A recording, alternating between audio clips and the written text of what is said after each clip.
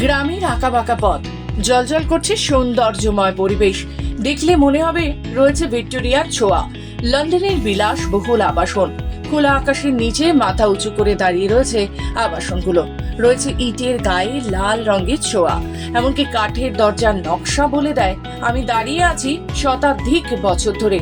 হ্যাঁ, এমনই এক প্রাচীন ঐতিহ্যের আবাসনের সন্ধান মেলল নদিয়ার কৃষ্ণনগরের চরশম্ভুনগর গ্রামে।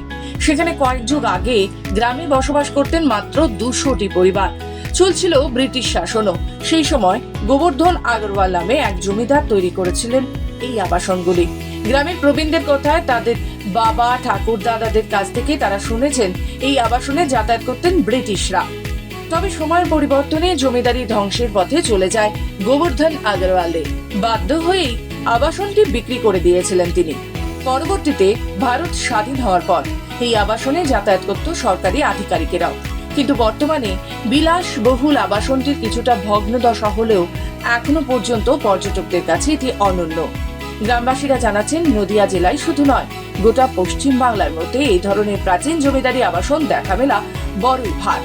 প্রত্যন্ত গ্রামের আঁকাবাঁকা পথের চারপাশে রয়েছে খেজুর গাছ, তাল গাছ সহ প্রকৃতির অনন্য সৌন্দর্যতা। পাশে বয়ে যাচ্ছে কৃষ্ণনগরের জলঙ্গি নদী। পথ পেরিয়ে আবাসনে ঢুকলেই দেখা যাবে দুপাশে রয়েছে রানী রাসমণির আবক্ষ মূর্তি, যেখানে লেখা রয়েছে ভিক্টোরিয়া দ্য গুড। আর এটাই প্রমাণ করে দেয় ভিক্টোরিয়ার আদলের ছোঁয়ায় রয়েছে এই ঐতিহ্য প্রাচীন আবাসনে। হ্যাঁ, এখানে যে কালীবাবু ছিল, কালীবাবু আগরওয়াল, তার ছেলে গণেশ আগরওয়াল থাকে, তার স্ত্রী এবং 2 কন্যা সন্তানে। কতটা জায়গা নিয়ে ওনাদের বাড়িটা? ওনাদের বাড়ি তো 3-4 বিঘা তো বাড়ির জমিটায় আছে, আর পাশে তার 22 বিঘা সম্পত্তি আছে, পুরো এখন ফাঁকা মাঠ হয়ে আছে। কিছু কিছু করা যায়। লন্ডনের যে বাড়িগুলো হয় তার সাথে অনেকটা মিল থাকে। হ্যাঁ, লন্ডনের বাড়িগুলোর সঙ্গে কিছু মিল আছে। তিনি কি ভিনভাষী বলে কি এই ধরনের একটা চিন্তা ভাবনা করে বাড়ি করেছিলেন? হ্যাঁ, উনি গুজরাটি ছিলেন, এই জন্যই হয়তো ভেবে চিন্তে এই বাড়ির এরকম করেছিলেন। রানী রাসমণির মূর্তির সামনের দুটো। আচ্ছা। আরও একটা কি ফুল গাছ আছে, ওটাও সেই ব্রিটিশ আমলের গাছ, আজকের গাছ না, বহু পুরোনো গাছ। তাহলে এই বাড়িটাও ব্রিটিশ আমলের? হ্যাঁ, বাড়িটাও ব্রিটিশ আমলের। এটা আগরওয়ালা, আন্দিলাল পোদ্দাররা ছিল মারোয়ারি, এরা কলকাতার মানুষ, এরা রাজস্থানীয় মানুষ অ্যাকচুয়ালি। এরা কলকাতায় এসে এরা এখানে একটা সুগার মিল তৈরি করলো। সুগার মিল তৈরি করে বড় একটা কারখানা ছিল এরিয়াতে, টোটাল এরিয়াতে একটা কারখানা ছিল। এই এরিয়াতে প্রচুর সম্পত্তি ছিল ওদের, 4000 বিঘা সম্পত্তির মালিকরা, মানে জমিদারি ছিল। তো এরা সুগার মিল করবো বলে এরা যাই হোক সরকার থেকে লোন ফোন নিয়ে আড্ডা করে কিছুদিন করে এরা মিলটা ছেড়ে দিল। সব আস্তে আস্তে কোনভাবে চলে গেল আমরা জানতে পারলাম না। বাড়িটার সম্বন্ধে জানি, আমার বাবা কাকারা এমন ঠাকুরদার আমল থেকে বাড়িটা দেখছে। বাড়িটা মোটামুটি তাদের জীবনেও পুরাতন, মানে তারা যখন ছোটোবেলায় খেলাধুলা করতো তখনকার আমলেও দেখেছে বাড়িটা পুরাতন।